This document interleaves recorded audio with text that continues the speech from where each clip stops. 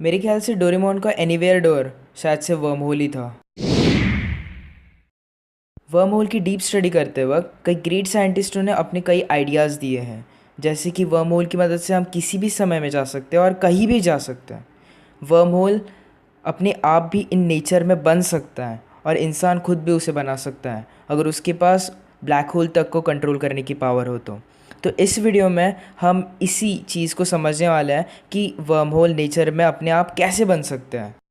इसे समझने के लिए हमें ब्लैक होल, स्पेस फैब्रिक और स्पेस कर्व क्या होते हैं, इन चीज़ों को जानना ज़रूरी है।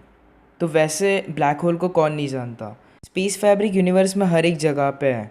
एटम से लेकर कोई स्टार, हर एक चीज़ उसके अंदर है। और जो एटम और उसकी ग्रेविटी उस स्पेस फैब्रिक पे असर करती है, उसकी वजह से बनते हैं ये कर्व्स, जिसे स्पेस फैब्रिक कर्व्स कहा जाता है। ब्लैक होल के कर्व्स किसी अन्य चीज़ से ज़्यादा गहरे माने जाते हैं। और मज़े की बात तो ये है कि ये ब्लैक होल हर एक जगह पे पाए जाते हैं। इस गैलेक्सी में कई हज़ारों और लाखों की तादाद में होते हैं। हमारी खुद की गैलेक्सी भी एक ब्लैक होल की परिक्रमा कर रही है, जिसको सुपर मैसिव ब्लैक होल कहा जाता है। अब ज़रा सोच के देखो कि अगर दो गैलेक्सीज एक दूसरे के आसपास होगी तो क्या होगा।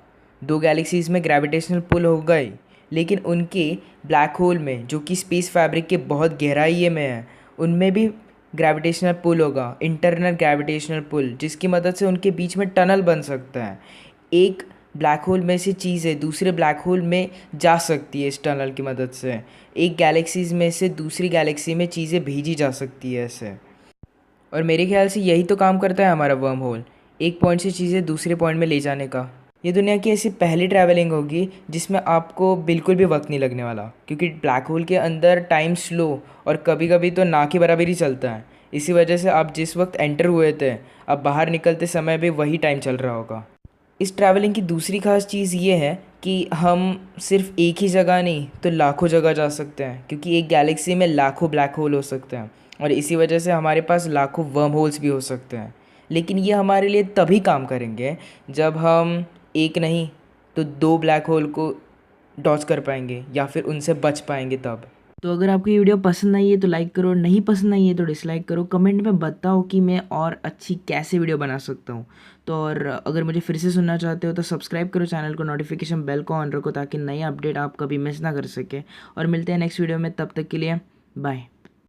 सबसे पहले हेलो गाइस, आप सभी लोग जानते हैं कि भूत और भगवान क्या होते हैं। अगर कोई नहीं जानता तो वो शायद से इस ग्रह का हो ही नहीं सकता, वो पक्का एलियन होगा। तो आज हम सभी को पता है कि यूनिवर्स की एज 13.8 बिलियन ईयर्स है। ये हमें कैसे पता चला? बहुत सिंपल सा तरीका है। 13.8 बिलियन ईयर्स दूर से जो लाइट निकली थी वो आज हम तक पहुंच रही है। इससे हमें दो चीज़ों के बारे में पता चला, एक थी यूनिवर्स की एज और दूसरी